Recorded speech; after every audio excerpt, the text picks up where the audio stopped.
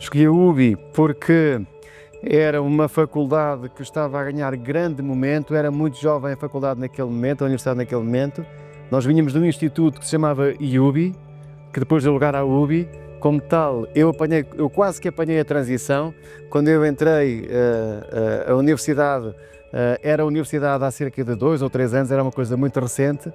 E como tal, juntando isso ao facto de ser aqui a minha terra, não houve dúvida nenhuma que eu queria ficar aqui. Falava-se em Lisboa, mas na verdade o curso de gestão aqui estava a ganhar uma cotação muito forte, muito positiva, e então eu não tive dúvida nenhuma que a minha primeira opção, e foi para onde entrei, foi esta aqui. Eu não sei como é que é hoje, mas naquele momento era uma vida que era diurna e era noturna. Naquele tempo os cursos tinham 5 anos, era um curso muito duro de fazer.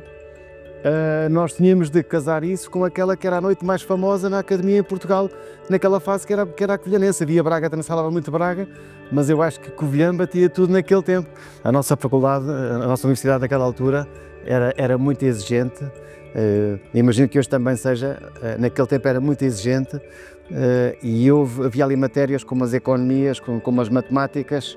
Eu, embora nunca tivesse grande queda para matemática, nós em rigor na gestão tínhamos naquele tempo, não sei se se mantém, mas tínhamos matemática com as engenharias, ou seja, os métodos matemáticos 1 e 2 era muito exigente. Eu nessa questão aí hoje não vejo grande valor, embora tenha sido muito duro de fazer. Há aí uma questão metodológica importante, ou seja, dá um pensamento mais matemático do que era o meu original. Nesse aspecto sim, apreciar a cadeira em si, não, mas marcou-me pela dureza. Depois, uma parte matemática, que depois acaba por ter uma componente prática muito grande para mim, análise de negócio hoje, estatística matemática. Naquele tempo tínhamos probabilidades de estatística e estatística descritiva, elas complementavam-se, não sei se isso se mantém, mas era importante ser assim. Essas marcaram-me hoje para a análise dos negócios, é muito importante isso hoje. E depois, mais a ver comigo, chegamos ao marketing. E o marketing, tive o professor Mário Raposo, que foi recentemente reitor, e esse homem foi marcante para a minha formação. Ele deu-me ali lições não só de marketing, mas lições de vida. E é muito também depois motivado por ele, é que o meu MBA depois é em marketing internacional. Então eu percebi que o professor Mário Raposo, depois magnífico reitor, até há muito pouco tempo, que o marketing pode ser uma excelente ferramenta na gestão e na vida. Guardo vários. Lembro-me, por exemplo, de um acontecimento que naquele tempo marcava o ano académico e marcava o ano cultural da cidade, que era a Latada. A Latada era um acontecimento que durava um dia inteiro. Não sei como é que é agora, mas naquele tempo nós começávamos a preparar às 11 da manhã, o desfile prolongava-se pela tarde inteira, acabava de noite. Acabavam os discursos no Pelourinho às 9 da noite, sendo que ela começava a sair da universidade aí pelas 2 horas. Ou seja, era uma festa enorme, a cidade vinha em peso para a rua celebrar o acolhimento aos novos alunos. Como tal, era um momento marcante. Logicamente aquela que eu tenho melhor memória é da minha, mas tenho bem presente que todos os anos íamos todos assistir à Latada. Como tal, eu creio que esse era um elemento marcante, que a mim me marcou imenso, porque na verdade a cidade parava em torno deste acolhimento dos estudantes. Naturalmente teria especial importância para aqueles que vinham de fora. Eu, sendo daqui, não sentia tanto esse acolhimento, mas senti bem a importância que a cidade dava aos estudantes universitários. Nesse aspecto é um momento marcante. Surgiu naturalmente, sendo nós bisnetos e netos de trabalhadores dos têxteis.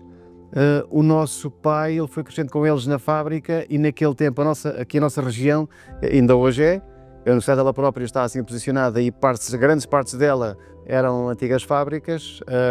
A Covilhã tinha um papel relevantíssimo nesse aspecto têxtil. Havia, no início do século XX, havia mais de 100 fábricas na Covilhã. Hoje há muito menos, mas se calhar produzem mais do que nesse tempo. Tecnologia, portanto, isso tudo mudou muito. Como tal, é um processo natural, esse crescimento das fábricas aqui. E nós, a maior parte das famílias de então, estavam ligadas aos têxteis, e nós não fomos diferentes disso. tivemos depois esta enorme bênção de o nosso pai ser um indivíduo empreendedor que quis dar seguimento aos têxteis.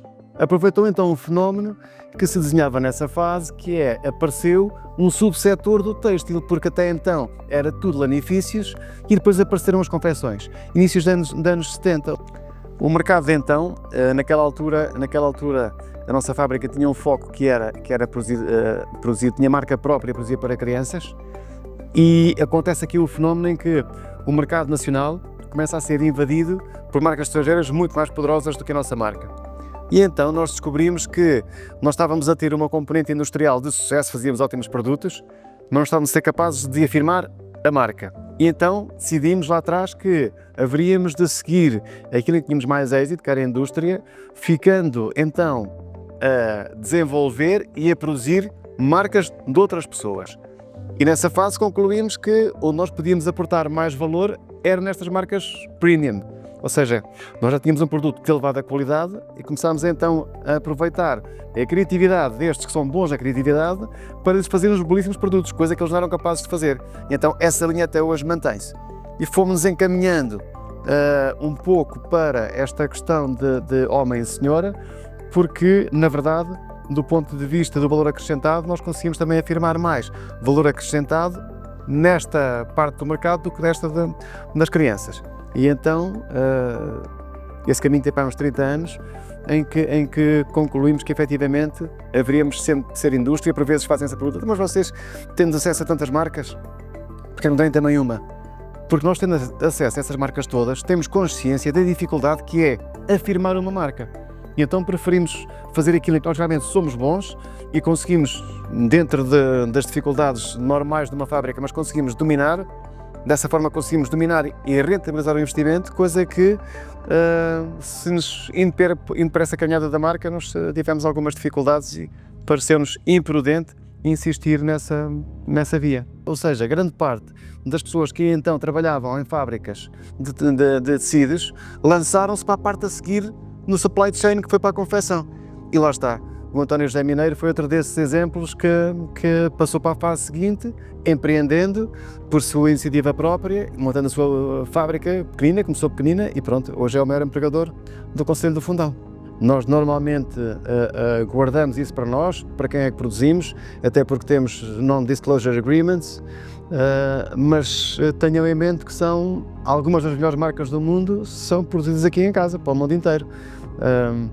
A Alemanha é o principal mercado, mas todo o norte da Europa, Europa Central também, Estados Unidos, East Coast e West Coast, como tal. O que aqui produzimos, tanto encontra em Paris à venda, como encontra em Milão, como em Nova Iorque, como tal. É uma casa que produz apenas premium brands.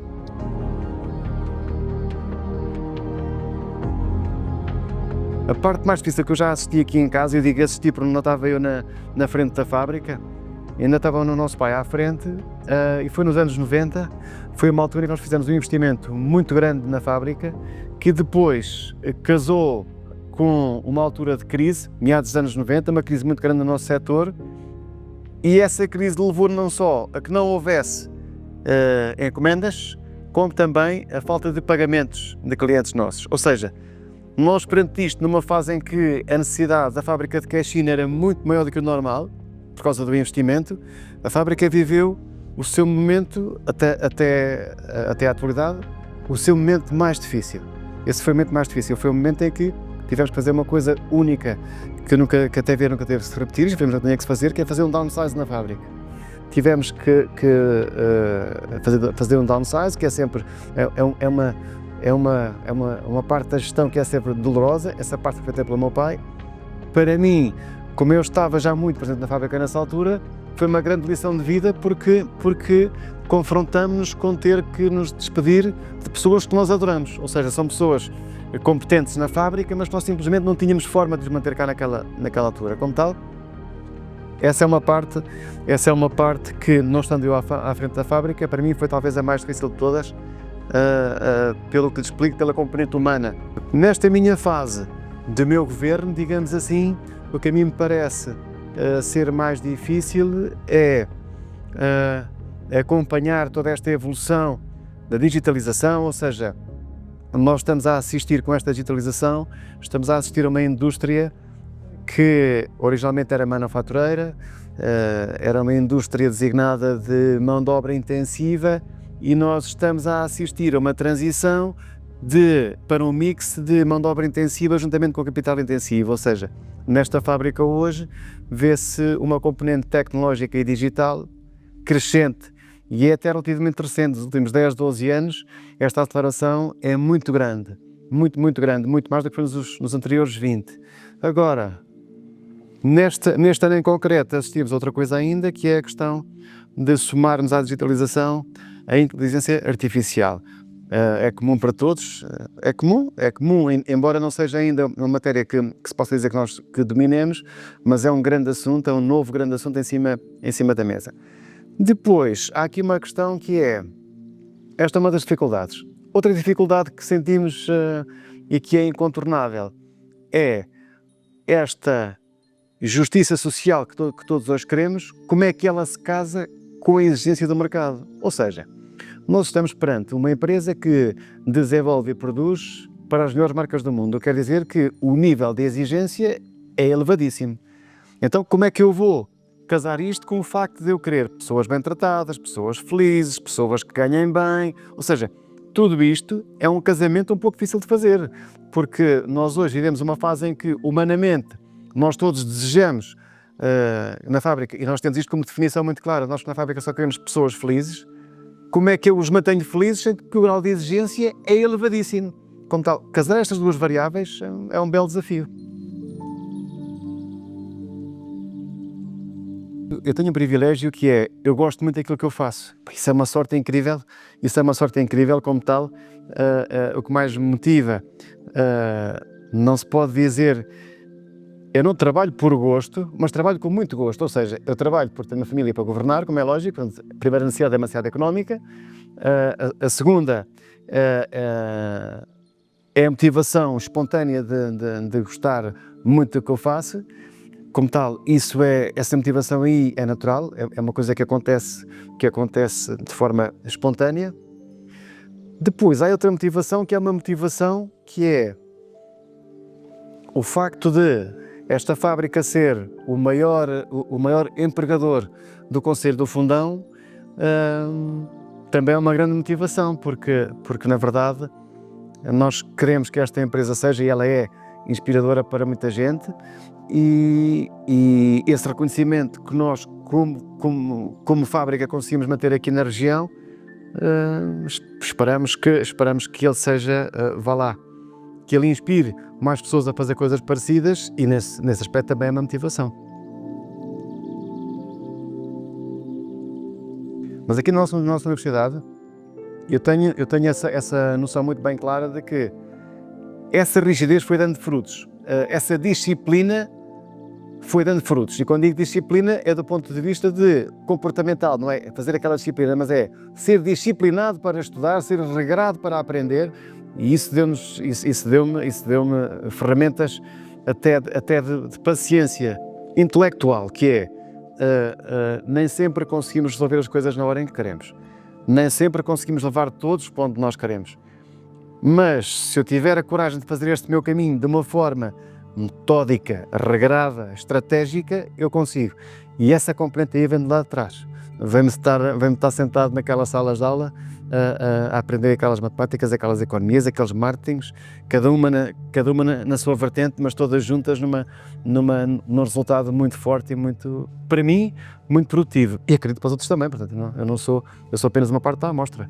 E todos recebemos a mesma cultura da universidade como tal. Eu penso que esta minha sensação, ela tem que ser transversal.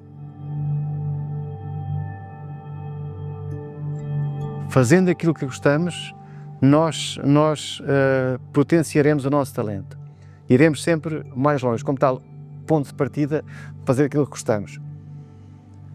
Mas há aí uma questão que eu acho que é muito importante termos em conta, mais importante do que dizê-lo, conversá-lo, é depois fazê-lo, é no momento certo ter isso presente, que é, nós temos de ter a noção de que para irmos longe vai dar muito trabalho. Como tal, é importante termos esse treino mental para estarmos preparados para, se eu quero ir longe, eu vou demorar tempo a chegar lá e eu vou ter muito trabalho para chegar lá. Como tal, há uma componente de sacrifício que temos de estar preparados para conceder. Aquele indivíduo que é preguiçoso, provavelmente nem se lhe vai colocar esta questão. Ele vai com o vento. Agora, aqueles que querem ser felizes, que se querem realizar profissionalmente, têm que estar preparados para sacrifício pessoal. Isso vai acontecer pela vida fora e sem esse sacrifício não vão chegar lá. Mas lá está. Esse sacrifício é mais fácil de superar se eu estiver a fazer algo que eu gosto. Como tal, em primeiro lugar, olhar à minha volta e pensar o que é que eu gostava de ser. Como é que eu me vejo feliz? Porque depois essa parte aí não tem preço. Não quer dizer que o eu ser feliz seja a coisa mais rentável da minha vida. Nem sempre o é. Só que essa felicidade não tem preço. Só uma coisa se compara a isto, que é a saúde.